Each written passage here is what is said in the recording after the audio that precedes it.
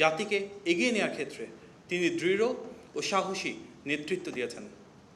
দীর্ঘ নির্বাসন শেষে তার স্বদেশ প্রত্যাবর্তন শুধু বাংলাদেশের জন্য নয়, বিশ্ব রাজনীতির জন্য একটি ঐতিহাসিক ঘটনা। সেই সময় থেকেই আন্তর্জাতিক গণমাধ্যমগুলো তাকে অবশ্যম্ভাবী প্রধানমন্ত্রী হিসেবে বিবেচনা করতে শুরু করে এবং তার নেতৃত্ব, ভিশন ও পলিসি নিয়ে বিস্তৃত ফিচার প্রকাশ করে। গত 12ই ফেব্রুয়ারি নির্বাচনে অর্জিত নিরঙ্কুশ বিজয়কে দেশি বিদেশি গণমাধ্যম ও পর্যবেক্ষকরা গণতন্ত্রের পুনরুত্থান ও জনগণের আকাঙ্ক্ষার প্রতিফলন হিসেবে আখ্যায়িত করেছেন। বিশ্বের প্রায় সকল দেশের রাষ্ট্রপ্রধানেরা শুভেচ্ছা বার্তা প্রেরণ করেছেন, গণতান্ত্রিক সরকারের সাথে কাজ করার আগ্রহ প্রকাশ করেছেন ও সর্বোচ্চ আন্তরিকতার সাথে মাননীয় প্রধানমন্ত্রীকে অভিনন্দন জানিয়েছেন।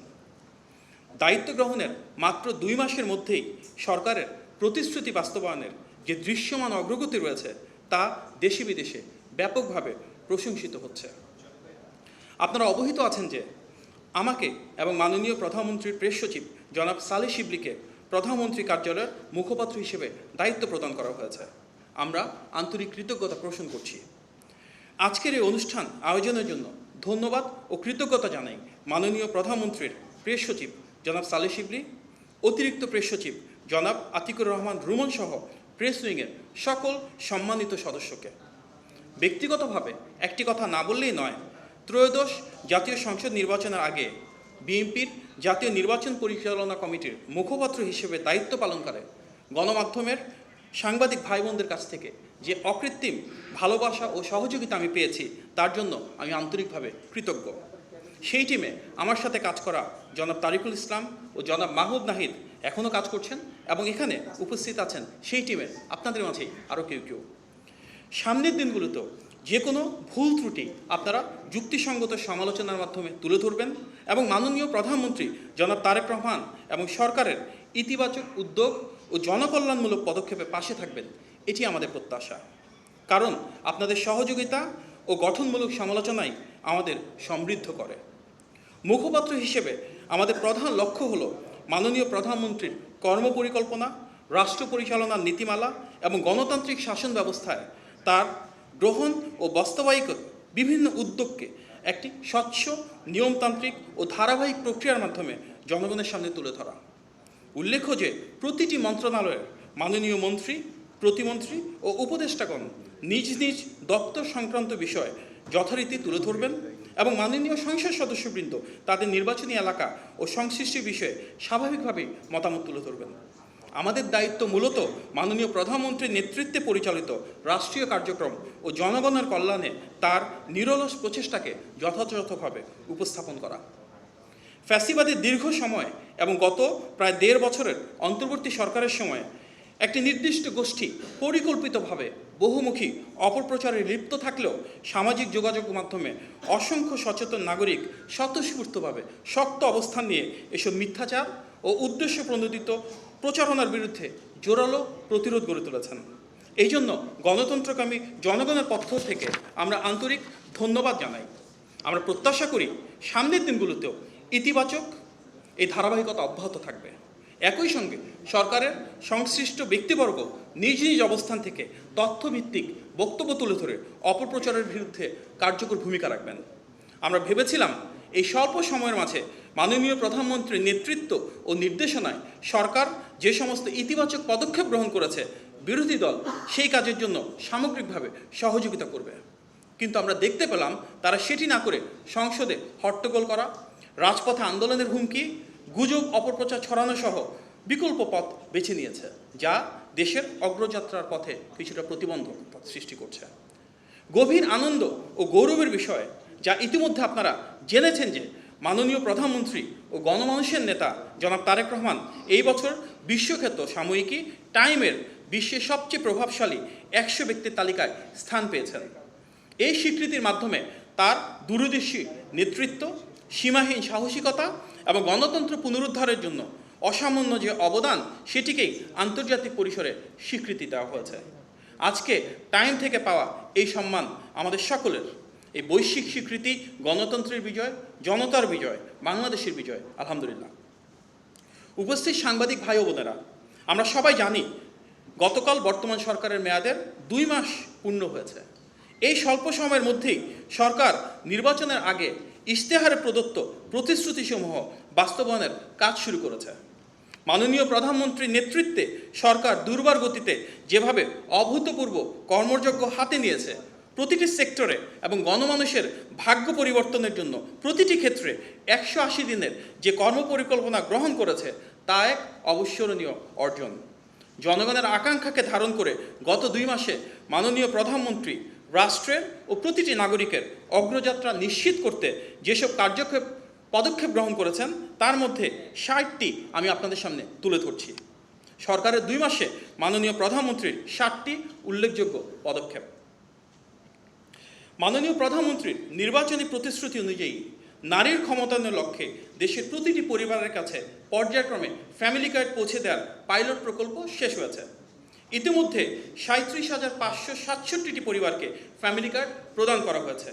প্রতিটি কার্ডে মাসিক 2,500 টাকা নগদ সহায়তা করা হচ্ছে, যা নারীকে অর্থনৈতিক, পারিবারিক ও সামাজিক ক্ষমতায়নের একটি আন্তর্জাতিক রোল মডেলে পরিণত হয়েছে। মাননীয় প্রধানমন্ত্রীর আরেকটি নির্বাচনী প্রতিশ্রুতি অনুযায়ী দেশের কৃষানীদের জন্য 10টি সুবিধা ও নগদ অর্থায়ন সম্বলিত কৃষক কার্ড প্রচলন করা হয়েছে।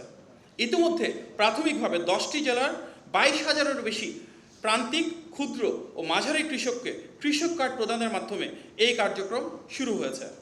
মৎস্য, প্রাণী সম্পদের সাথে যারা যুক্ত এবং খামারিরাও এই সুবিধা পাচ্ছেন। প্রায় 12 লক্ষ ক্ষুদ্র ও প্রান্তিক কৃষকের 10,000 টাকা পর্যন্ত ঋণ সুদসহ মওকুফ করা হয়েছে। সাংবিধানিক বাধ্যবাধকতা ও দেশের আইনি কাঠামোর ধারাবাহিকতা রক্ষায় অত্যন্ত স্বল্প সময়ের মধ্যে ত্রয়োদশ জাতীয় সংসদের প্রথম অধিবেশনে 133টি অধ্যাদেশ নিষ্পত্তির মাধ্যমে সরকার সংসদীয় গণতন্ত্রে এক অনন্য নজির স্থাপন করেছে। এসব অধ্যাদেশের সঙ্গে মানবাধিকার কমিশন, গুম প্রতিরোধ ও প্রতিকার অধ্যাদেশ সহ 16টি অধ্যাদেশ অধিকতর যাচাই বাছাই করে আবার সংসদে বিল আকারে উত্থাপন করা হবে। সবচেয়ে বেশি গুম, খুন, মানবাধিকার লঙ্ঘনের শিকার দল হিসেবে বিএনপি এগুলো বাস্তবায়নে অঙ্গীকারবদ্ধ। এই প্রতিটি ক্ষেত্রে সংশ্লিষ্ট অংশীজনদের সাথে আরও পরামর্শ ও যাচাই বাছার প্রয়োজনীয়তার কথা বিলে উল্লেখ করা হয়েছে। সরকারের এই উদ্যোগ স্বচ্ছতা ও জবাবদিহিতা নিশ্চিতের একটি প্রতিশ্রুতি, সেটিরই প্রতিফলন। জুলাই সনদে নোট অফ ডিসেন্ট সহ বিএনপি সম্মত হয়ে যেভাবে স্বাক্ষর করেছিল, সেই স্বাক্ষরিত জুলাই সনদকে মাননীয় প্রধানমন্ত্রী বাস্তবায়নের জন্য দৃঢ় প্রতিজ্ঞ। দেশের মানুষের কাছে বিএনপি যে অঙ্গীকার করেছে এবং যে প্রতিশ্রুতির আলোকে ধানের শীষে ভোট দিয়েছে, সরকারের সর্বোচ্চ পর্যায় থেকে শুরু করে সবাই তা অক্ষরে অক্ষরে পালনের জন্য দায়বদ্ধ। সারা দেশে 20,000 কিলোমিটার নদী, খাল ও জলাশয় খনন ও পুনঃখননের উদ্যোগ নেওয়া হয়েছে। ইতিমধ্যে 54টি জেলায় এই কার্যক্রম শুরু হয়েছে।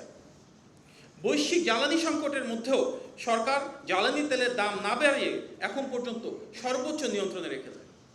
যেখানে বিশ্বজুড়ে জ্বালানি তেলের দাম বৃদ্ধি করা হয়েছে, তার বিপরীতে বাংলাদেশে জনস্বার্থে ভর্তুকি বৃদ্ধি, বিকল্প উৎস থেকে ক্রয়ের উদ্যোগ, দ্বিপাক্ষিক ও বহুপাক্ষিক কূটনীতিতে তেলের সংস্থানকে প্রাধান্য প্রদান এবং আন্তর্জাতিক দর কষাকষিতে বিশেষ গুরুত্ব, এই বহুমুখী পদক্ষেপের ফলে সামগ্রিকভাবে যে কোনো দেশের তুলনায় বাংলাদেশের তেলের দাম যথেষ্ট কম রয়েছে। জাতীয় রুফটপ সোলার কর্মসূচি ও নেট মিটারিংয়ের মাধ্যমে মোট 35 মেগাওয়াট বিদ্যুৎ জাতীয় গ্রিডে যুক্ত করা হয়েছে।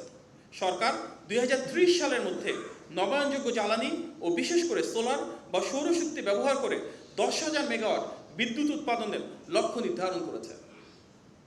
জ্বালানি নেওয়ার জন্য ফুয়েল কার্ডের পাইলটিং প্রজেক্ট ইতিমধ্যে চালু করা হয়েছে। সরকারের একটি অগ্রাধিকার হচ্ছে দ্রব্যমূল্য নিয়ন্ত্রণে রাখা।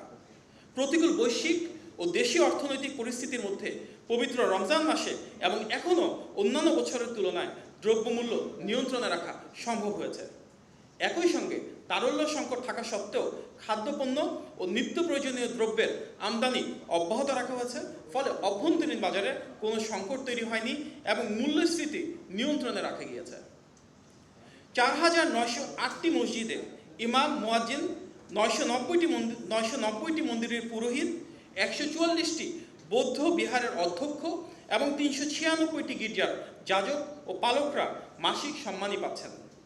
এই কার্যক্রম পর্যায়ক্রমে সব মসজিদ ও ধর্মীয় উপাসনালয়ে বাস্তবায়ন করা হবে ইনশাল্লাহ। মাননীয় প্রধানমন্ত্রী হিন্দু, বৌদ্ধ, খ্রিস্টান ও নৃগোষ্ঠী বিষয়ক বিশেষ সহকারী নিয়োগ দেওয়া হয়েছে, যার মাধ্যমে সব ধর্ম বর্ণ নির্বিশেষে সকলের অধিকার প্রতিষ্ঠার পথে একটি গুরুত্বপূর্ণ পদক্ষেপ এটি। ঈদ উল ফিতরের সময় বাংলাদেশে অসহায় ও গরিবদের ত্রাণ ও উপহার বিতরণ করা হয়েছে। প্রাতিষ্ঠানিকভাবে ইসলামিক স্কলার ও অংশীজনদের সাথে আলোচনার ভিত্তিতে জাকাত ব্যবস্থার আধুনিকায়ন করে দারিদ্র্য বিমোচনের উদ্যোগ নেওয়া হয়েছে। শীঘ্রই প্রবাসীদের জন্য প্রবাসী কার্ড চালুর উদ্যোগ নেওয়া হয়েছে। বিগত বছরগুলোর তুলনায় এবছর হজ যাত্রায় ইতিমধ্যে 12,000 টাকা কমানো হয়েছে। প্রথমবারের মতন দেশের মাটিতেই নুসুক হজ কার্ড প্রদান করা হয়েছে। দেশের সব মন্ত্রণালয় ও সরকারি অফিসে শূন্য পদে 4,68,220টি যে পদ রয়েছে সেটি পূরণের জন্য 6 মাস, 1 বছর ও 5 বছর মেয়াদী কর্মপরিকল্পনা প্রণয়ন করা হয়েছে, যার মূল উদ্দেশ্য কর্মসংস্থানের সাথে সমন্বয় রাখা। পর্যায়ক্রমে সরকারি মালিকানাধীন বন্ধ কারখানা ও শিল্প প্রতিষ্ঠানগুলো চালু করে কর্মসংস্থান বৃদ্ধির উদ্যোগ নেওয়া হয়েছে, যার মাঝে প্রাধান্য পাচ্ছে চিনিকল, রেশম ও পাট শিল্প। স্বল্প ব্যবহৃত ইকোনমিক জোন, ইপিজেড, বিসিক এলাকা, হাইটেক পার্ক ও ইন্ডাস্ট্রি ক্লাস্টারের তালিকা প্রস্তুত করে সেখানে সম্ভাবনাময় ব্যবসা ও স্থানীয় বিশ্ববিদ্যালয়ের সাথে ইকোসিস্টেম তৈরি শুরু করা হয়েছে। সরকার দেশের অর্থনৈতিক উন্নয়নকে অধিকতর শক্তিশালী, স্থিতিশীল ও অন্তর্ভুক্তিমূলক করার লক্ষ্যে ইতিমধ্যে একগুচ্ছ বিশেষ পদক্ষেপ গ্রহণ করেছে। আমাদের মূল লক্ষ্য 2034 সালের মধ্যে $1 ট্রিলিয়ন অর্থনীতি রূপান্তর করা এবং এই লক্ষ্য অর্জনে খাতভিত্তিক স্বল্প, মধ্য ও দীর্ঘমেয়াদী পরিকল্পনা প্রণয়ন করা হচ্ছে। অর্থনৈতিক স্থিতিশীলতা, পুনর্গঠন ও বিনিয়োগ নির্ভর প্রবৃদ্ধির সাথে আমাদের যে অগ্রযাত্রা সেটিকে মিলানোর লক্ষ্যে 5 বছর মেয়াদে কৌশলগত কাঠামো প্রণয়ন করা হচ্ছে। 2030 সালের মধ্যে প্রকৃত জিডিপি প্রবৃদ্ধি 8% উন্নীত করা, মূল্যস্ফীতি নামিয়ে আনা, প্রত্যক্ষ বিদেশি বিনিয়োগ বাড়ানো এবং এমপ্লয়মেন্ট এক্সচেঞ্জ চালুর মাধ্যমে ব্যাপক কর্মসংস্থানের পরিকল্পনা হাতে নেওয়া হচ্ছে। বিদেশি বিনিয়োগ সহজ করার লক্ষ্যে 100 কোটি টাকা পর্যন্ত বিনিয়োগ প্রত্যাবাসনে কেন্দ্রীয় ব্যাংকের আগে থেকে নেওয়া যে অনুমোদনের বাধ্যবাধকতা রয়েছে সেটি তুলে নেওয়ার সিদ্ধান্ত হয়েছে। গত প্রায় 18 বছরের মধ্যে এই প্রথমবারের মতো পবিত্র ঈদ উল ফিতর উপলক্ষে কোনো শ্রমিককে হাহাকার করতে হয়নি। শ্রমিক, মালিক, সরকার ও অংশীজনের সঙ্গে সমন্বিত আলোচনার ভিত্তিতে এবং প্রয়োজন অনুযায়ী ব্যাংকিং সহায়তা প্রদান নিশ্চিত করা হয়েছে, যার কারণে সব শিল্প কারখানায় শ্রমিকদেরকে ঈদের আগেই তাদের প্রাপ্য বেতন, বোনাস ও অন্যান্য সুবিধাদি পরিশোধ করা হয়েছে। দীর্ঘদিন পর আবারও খুলতে যাচ্ছে মালয়েশিয়ার শ্রম বাজার। দুই দেশের অভূতপূর্ব যৌথ বিবৃতিতে উঠে এসেছে অভিবাসন ব্যয় হ্রাস, স্বচ্ছ প্রক্রিয়া ও প্রবাসীদের জনকল্যাণ। বিকল্প শ্রম বাজার খুঁজতে ইউরোপের 7টি দেশের সঙ্গে ইতিমধ্যে দ্বিপাক্ষিক চুক্তি স্বাক্ষরের উদ্যোগ গ্রহণ করা হয়েছে। দেশগুলো হলো Serbia, Greece, North Macedonia, Romania, Portugal, Brazil ও রাশিয়া। দেশে বিদেশে কর্মসংস্থান বাড়ানোর অংশ হিসেবে সরকার বিদেশে অধিক জনশক্তি রপ্তানির উদ্যোগ নিয়েছে। দক্ষ এবং আধা দক্ষ জনশক্তি রপ্তানির উপর গুরুত্ব প্রদান করে অভিবাসনের পরিমাণ এবং গুণমান উভয়ই বাড়ানোর জন্য উদ্যোগ নেওয়া হয়েছে। এই লক্ষ্যে দেশ জুড়ে টেকনিক্যাল ট্রেনিং সেন্টার এবং কারিগরি শিক্ষার বহুভাষা ও দক্ষতা বৃদ্ধির কারিকুলামে বিশেষ গুরুত্ব প্রদান করা হয়েছে। দেশের উত্তরবঙ্গকে এগ্রো প্রসেসিং ইন্ডাস্ট্রির হাব বা প্রধান কেন্দ্র হিসেবে গড়ে তোলার জন্য সমন্বিত মতামত প্রদান এবং উদ্যোগ গ্রহণ করা হয়েছে। পেপাল ও অন্যান্য পেমেন্ট গেটওয়ে বাংলাদেশে যেন কার্যক্রম শুরু করে সেজন্য সমন্বয় এবং উদ্যোগ গ্রহণ করা হয়েছে। দেশের প্রাথমিক স্বাস্থ্যসেবা নিশ্চিত করতে 1 লাখ নতুন স্বাস্থ্যকর্মী নিয়োগের ঘোষণা দেওয়া হয়েছে। এই নিয়োগের ক্ষেত্রে নারী ক্ষমতায়নকে প্রাধান্য দিয়ে মোট কর্মীর 80%ই নারী থেকে নেওয়া হবে ইনশাআল্লাহ। সঠিক ও গুণগত স্বাস্থ্যসেবা পৌঁছাতে হেলথ কার্ড চালুর সিদ্ধান্ত নেওয়া হয়েছে এবং সারা দেশের হাসপাতালগুলোতে বিশেষ নিরাপত্তারক্ষী মোতায়েনের উদ্যোগ নেওয়া হচ্ছে। প্রতি বছর পুনরায় ভর্তি ফি বাতিল, অর্থাৎ পরবর্তী ক্লাসে ভর্তি হওয়ার পর নতুন করে আর ভর্তি ফি না দেওয়ার সিদ্ধান্ত গ্রহণ করা হয়েছে। লটারির পরিবর্তে আধুনিক ভর্তি পরীক্ষা বা বৈজ্ঞানিক প্রক্রিয়া শিক্ষার্থীদের ভর্তি, শিক্ষকদের সুযোগ সুবিধা বৃদ্ধির সিদ্ধান্ত নেওয়া হয়েছে এবং সকল স্তরের শিক্ষাবৃত্তি যে অর্থ সেটির পরিমাণ বাড়ানো হয়েছে। বিদেশি উচ্চশিক্ষা লক্ষ্যে রাষ্ট্রীয় অর্থনৈতিক সহায়তায় সর্বোচ্চ 10 লাখ টাকা জামানতবিহীন ব্যাংক গ্যারান্টির সিদ্ধান্ত নেওয়া হয়েছে। শিক্ষা প্রতিষ্ঠানে 9,000 ধর্মীয় শিক্ষক এবং শূন্য পদ সহ যে শূন্য পদ রয়েছে সেগুলোতে বিভিন্ন পর্যায়ে শিক্ষক নেয়ার ইতিমধ্যে সিদ্ধান্ত গ্রহণ করা হয়েছে। শিক্ষা প্রতিষ্ঠানে বিভিন্ন মাঠে শিশু কিশোরদের জন্য উন্মুক্ত খেলার স্থান তৈরি করার উদ্যোগ নেওয়া হয়েছে। পাশাপাশি উপজেলা পর্যায়ে 6টি খেলায় 3 জন করে মোট 18 জন ক্রীড়া শিক্ষক নিয়োগ শুরু হয়েছে। মহানগর পর্যায়ে উন্মুক্ত খেলার মাঠের সংস্থান করা হচ্ছে। আগামী শিক্ষাবর্ষ থেকে 4র্থ শ্রেণী হতে শিক্ষার্থীদের জন্য খেলাধুলা বাধ্যতামূলক করা হচ্ছে। আবারও শুরু হয়েছে শিশু কিশোরদের প্রতিভা অন্বেষণের প্রতিযোগিতা নতুন করে। প্রথমবারের মতন সংযুক্ত হচ্ছে ক্রীড়া ও কোরআন তেলাওয়াত। জাতীয় সংসদের গ্যালারিতে শিক্ষার্থীদের জন্য 150টি আসন বরাদ্দ এবং দেশব্যাপী বই পড়াকে উৎসাহিত করার জন্য বেসরকারি খাতের সাথে যৌথ উদ্যোগ গ্রহণ করা হচ্ছে। সরকারি প্রাথমিক বিদ্যালয়ের 2 লাখ শিশুর মাঝে বিনামূল্যে স্কুল ড্রেস, জুতা ও প্রায় 5 লাখ শিশুর মধ্যে পাটের তৈরি ব্যাগ বিতরণের লক্ষ্যে কার্যক্রম চলমান রয়েছে। এছাড়াও বিভিন্ন স্কুলে পর্যায়ক্রমে ওয়ান টিচার ওয়ান ট্যাব পরিকল্পনা বাস্তবায়নের পাইলট কার্যক্রম শুরু হচ্ছে।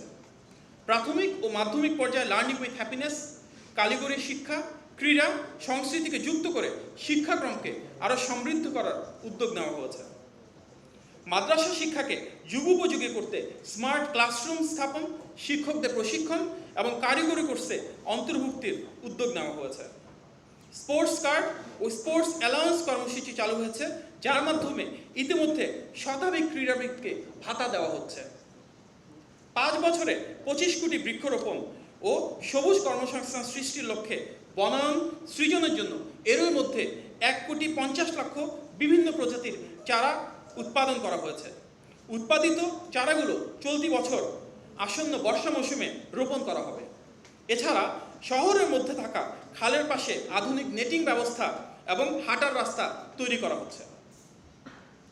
রাষ্ট্রীয় ভবন যমুনা ব্যবহার না করে মাননীয় প্রধানমন্ত্রী গুলশানে নিজের বাড়ি ব্যবহার করছেন, নিজ খরচে তেল ব্যবহার করছেন, যা রাষ্ট্রীয় ব্যয় হ্রাসের ক্ষেত্রে একটি যুগান্তকারী পদক্ষেপ।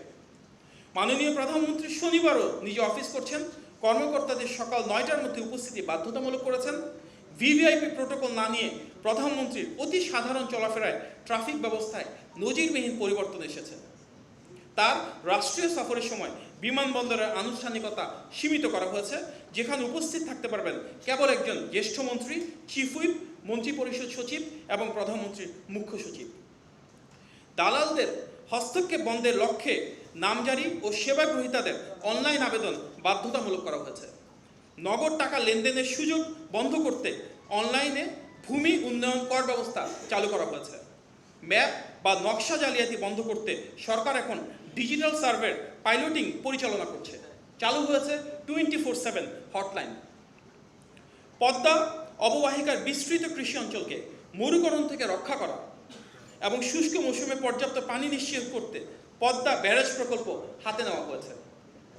এমপি মন্ত্রীদের শুল্কমুক্ত গাড়ি ও সরকারি প্লট গ্রহণ না করার ঐতিহাসিক সিদ্ধান্ত নেওয়া হয়েছে, যার ফলে রাষ্ট্রীয় ব্যয় কমে আসছে। পাটজাত পণ্যের প্রাধান্য দিয়ে বিভিন্ন সরকারি অফিস এবং বিভিন্ন বেসরকারি শিল্প খাতকে পাটজাত পণ্য ব্যবহারের নির্দেশনা দেওয়া হয়েছে, প্রেরণা দেওয়া হচ্ছে। ডেঙ্গু প্রতিরোধে সাপ্তাহিক জাতীয় পরিচ্ছন্নতা অভিযান, স্থানীয় প্রশাসন ও কমিউনিটি সমন্বয়ে কার্যক্রম চলমান রয়েছে। দীর্ঘদিন বন্ধ থাকার পর হামের টিকাদান কর্মসূচি চালু হয়েছে, লক্ষ্য দ্রুততম সময়ে সারা দেশে সেটি প্রদান করা। চাঁদাবাজির বিরুদ্ধে ব্যবস্থা নেওয়ার জন্য গোয়েন্দা ও আইনশৃঙ্খলা বাহিনী দ্রুত পদক্ষেপ নিচ্ছে। আইনশৃঙ্খলা বজায় রাখার ক্ষেত্রে সর্বোচ্চ অগ্রাধিকার দেওয়া হচ্ছে। জনবান্ধব পুলিশ যেন গঠিত হয় এবং সেভাবে যেন জনসেবা করে সেটি নিশ্চিত করা হচ্ছে। ঢাকায় পরিবেশ বান্ধব ইলেকট্রিক বাস এবং নারীদের জন্য সম্পূর্ণ নারী পরিচালিত নিরাপদ বিশেষায়িত পিঙ্ক বাস সার্ভিস চালুর উদ্যোগ নেওয়া হয়েছে। জাতীয় নদী রক্ষা কমিশন আইন সংশোধনের একটি চূড়ান্ত খসড়া হয়েছে। এর ফলে নদী দখল ও দূষণ ফৌজদারি অপরাধ হিসেবে গণ্য হবে। এই আইনের অধীনে নদী দখলদাররা সর্বোচ্চ 5 বছর কারাদণ্ড বা 15 লাখ টাকা জরিমানা বা উভয় দণ্ডের মতো কঠোর শাস্তির প্রস্তাব রাখা হয়েছে। বিদ্যুৎ ও অর্থ অপচয় রোধে রাষ্ট্রীয় ইফতার সীমিত করা হয়েছিল। বৈশ্বিক সংকট মোকাবেলায় জাতীয় পর্যায়ে বিদ্যুৎ ও জ্বালানি সাশ্রয়ে সব ধরনের সরকারি প্রতিষ্ঠানের জন্য 11টি নির্দেশনা জারি করা হয়েছে। লাইট কম ব্যবহার করে দিনের বেলা অফিস বা বাড়ি ঘরে পর্দার জানালা সরিয়ে সূর্যের আলো ব্যবহারের জন্য সবাইকে অনুপ্রাণিত করা হয়েছে। সরকারি অফিসে অর্ধেক ফ্যান, লাইট ও এসি চালানোর নির্দেশনা এসেছে। প্রথমবারের মতো এনটিআরসির মাধ্যমে বিভিন্ন বিদ্যালয়ের প্রধান শিক্ষক, কলেজের অধ্যক্ষ, উপাধ্যক্ষ নিয়োগে পরীক্ষার মেধাভিত্তিক নিয়োগ হতে যাচ্ছে। দেশের একমাত্র সরকারি তেল শোধনাগার ইস্টার্ন রিফাইনারি পিএলসির সক্ষমতা বাড়াতে এবং জ্বালানি নিরাপত্তা শক্তিশালী করতে দ্বিতীয় ইউনিট স্থাপনের পরিকল্পনা এগিয়ে নিচ্ছে সরকার। 2029 সালে দ্বিতীয় ইউনিটের পরীক্ষামূলক কার্যক্রম চালু করার উদ্যোগ নেওয়া হয়েছে।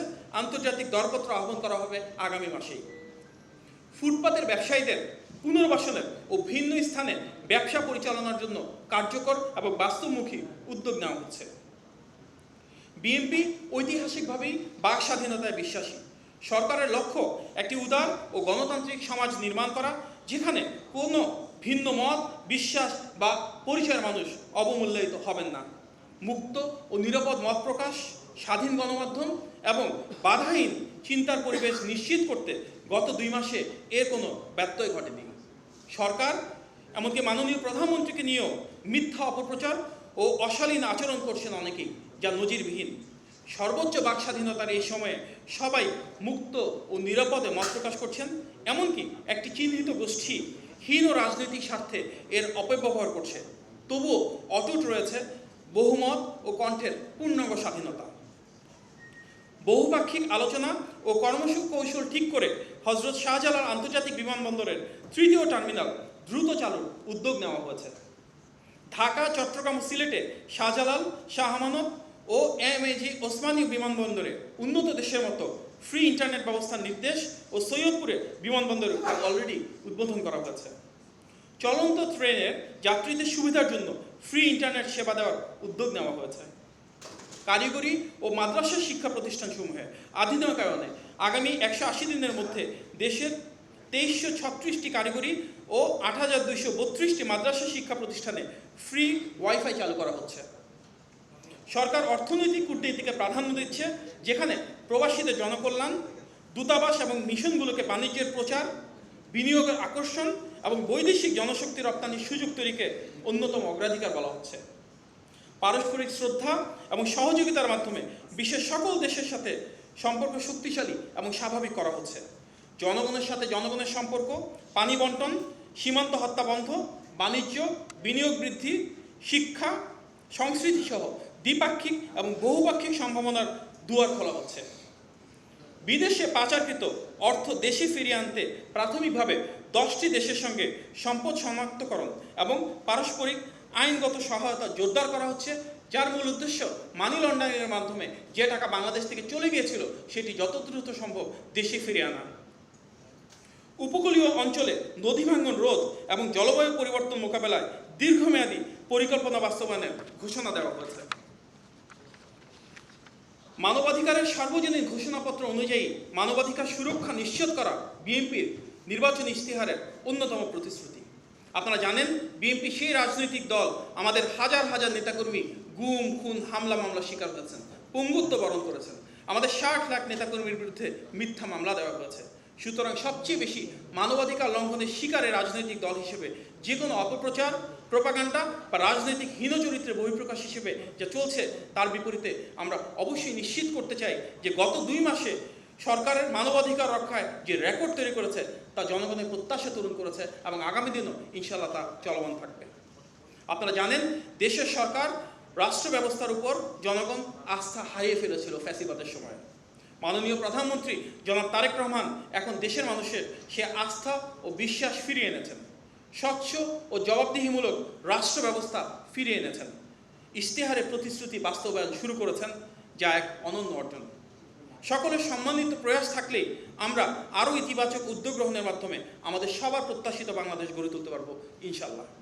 আজকের এই সংবাদ সম্মেলনে উপস্থিত হয়ে ধৈর্য সহকারে আমার বক্তব্য শুনেছেন এবং যারা এটি আয়োজন করেছেন আপনাদের সবাইকে আন্তরিকভাবে ধন্যবাদ জানিয়ে আমার বক্তব্য শেষ করছি। ধন্যবাদ। আসসালামু আলাইকুম।